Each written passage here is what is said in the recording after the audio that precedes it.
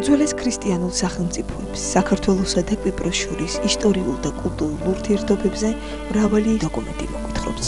თუმცა ყველაზე მეტად თვალშისაცემი ამ ორი ქვეყნის ისტორიის მსგავსებაა, საკუთარი რწმენისა და სამშობლოს დასაცავად საუკუნოვანი ბრძოლები, რომელიც დღემდე გრძელდება და რომლითაც დღესაც საოცრად გავს ამ ორი ქვეყნის ბედი ერთმანეთს. საუკუნეთა განმავლობაში სწორედ ეს მსგავსება იზიდავდა ალბათ ერთმანეთისკენ კვიპროსელებს და ქართველებს. ამას მოწმობს ქართული სულიერების კერა კვიპროსზე, ღალის უძველესი მონასტერი თუ საქართველოში არსებული კიკოსის მონასტრის მეტოქიო. კიკოსის მონასტერი კვიპროსის მონასტრებს შორის ყველაზე დიდი და ცნობილია. სწორედ აქ არის დაბრძანებული ერთ-ერთი უდიდესი ქრისტიანული სიწმინდე, კიკოსის ღვთისმშობლის ხატი, რომელიც წმინდა ლუკა მოციქულის მიერ თვით ღვთისმშობლის სახიდან არის გადმოღებული მისი მიწიერი ცხოვრების დროს. ეს ხატი კარგ ხანს ეგვიპტეში იმყოფებოდა და თვით ლუკა მოციქულმა გაუგზავნა მარკოზ მახარებლის მიერ მოქცეულ ქრისტიანებს 980 წელს, როცა ქრისტიანთა დევნა დაიწყო, ხატი კონსტანტინოპოლში ჩამოაბრძანეს. კვიპროსზე კი იგი თვით ზეციური დედოფლის ნებით მოხვდა.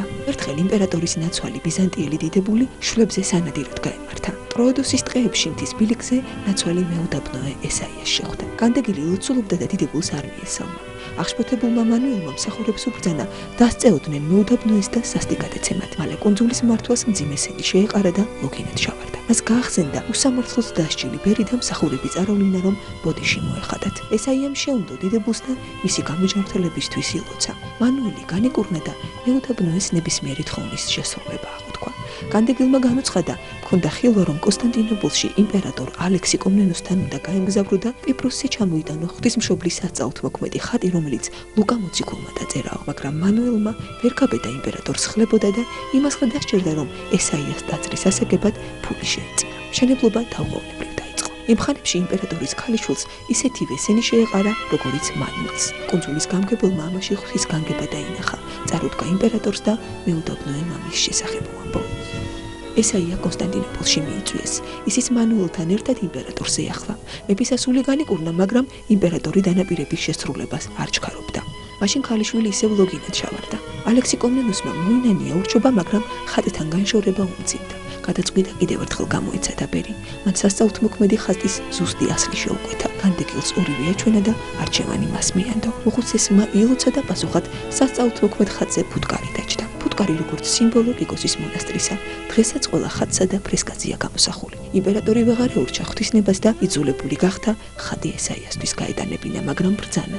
ამიერიდან ვეღარავინ იხილავს ღვთისმშობლისა და ღმერთის სახეს კონსტანტინოპოლში. მას და კვიპროსზეც ვერავინ დაინახოს. სასწაუთმოქმედი ხატი საბრუელით იქნება დაფარული. იმპერატორის ბრძანება დღესაც სრულდება. ვერავინ ბედავს თვალი გაუსწოროს ღვთისმშობლისა და ღმერთის სახეებს, რომელიც თვით პატრიარქისა და კვიპროსის მთავარ ეპისკოპოსისთვისაც კი დაფარულია.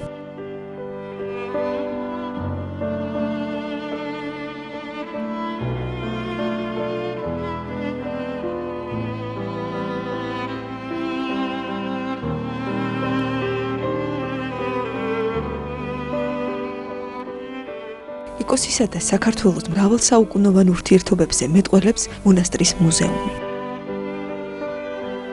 ძვირფას სიწმინდეებთან ერთად დაცულია ირეკლე მეორის მეუღლის დარეჯან დედოფლის მიერ კიკოსის ღვთისმშობლის ხატისთვის შეწირული საბურველი, რომელიც სიწმინდეს საუკუნეთა განმავლობაში იცავდა. ასევე აქ არის დაცული ახტალის ეპისკოპოსის ქართული ნაქარგობის გამორჩეული ნიმუშებით შესრულებული შესამოსელი და ქართველთა მიერ შეწირული ოლარი.